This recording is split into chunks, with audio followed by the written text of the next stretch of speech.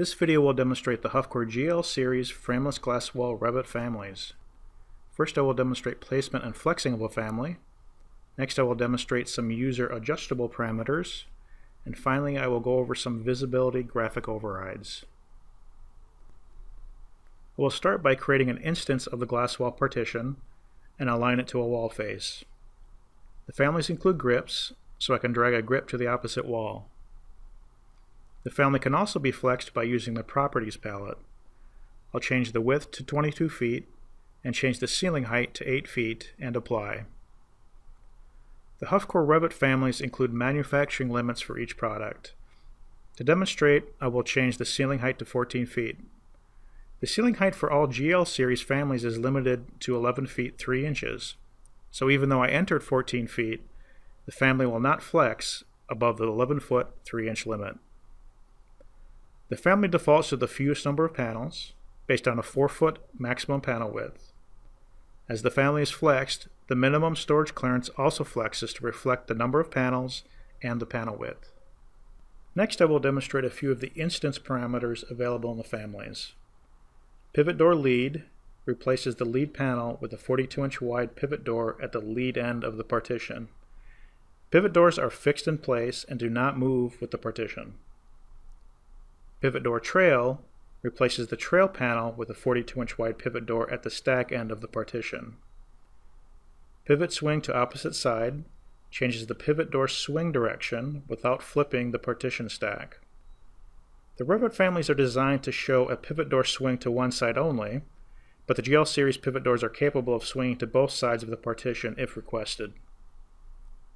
Additional panel quantity will increase the number of panels in the partition without changing the partition width. If I have a narrow storage pocket or I like the style of narrower panels, I can add additional panels to meet my design needs. However, the additional panel quantity parameter will not reduce the panel widths below a 24-inch minimum. Partition offset will create a gap between the wall and the partition. When I change this value to 6 feet, for example, notice that the display of the family does not change.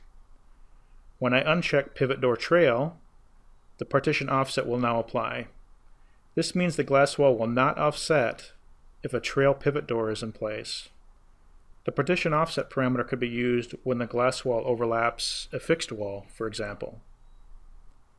A PDF file named README is included with the GL series download, and it explains these and other parameters, so I encourage you to give it a read. Finally, let's look at visibility graphic overrides for the GL series. Hufcor can provide a self-supporting structure called Unispan for some partition models. The Show Structure parameter will display the structure of the Unispan to show that items such as conduit or plumbing could pass through the Unispan structure. To change the visibility of features in specific views, I will bring up the Visibility Graphic Overrides dialog box and scroll down to Specialty Equipment. Clearance controls display of the clear area suggested around the stacked panels and above the track. Operable Partition panel controls the display of glass wall panels and could be used in a ceiling plan view to hide the panels.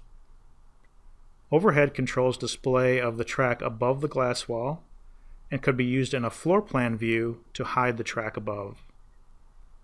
Plan Swing controls display of the open position of the storage pocket door panels on those families that include pocket doors.